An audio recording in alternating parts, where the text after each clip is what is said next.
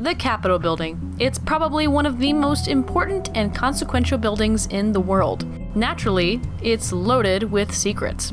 Here are a few facts you may not have known about the historic landmark. It's hard to say when the Capitol was built because, well, they never really stopped building the thing. Construction began in 1793 and additions have been added ever since.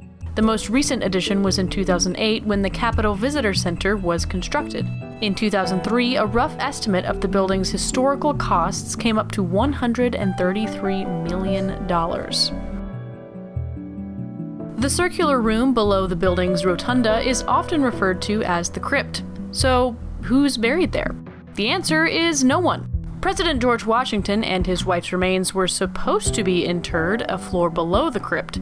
A statue was then going to be erected in the crypt, but Washington wanted to be buried at Mount Vernon, so the plan was scrapped. Fun fact, even though he wasn't ultimately buried there, George Washington laid the first stone of the building. The statue that's placed on top of the rotunda is the Statue of Freedom. She stands at 19 feet 6 inches tall and weighs approximately 15,000 pounds. She faces east, away from the National Mall, which is totally symbolic, right? Nope. She faces east simply because that's where the Capitol building's entrance is. The entrance was placed away from the mall because it's the only front on level ground.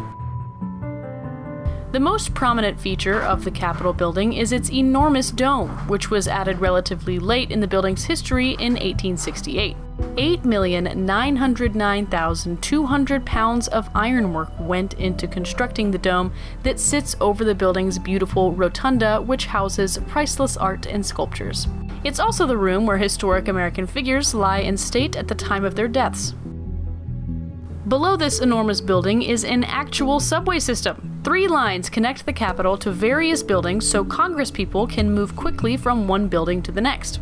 Along the line tracks are flags to all 50 states.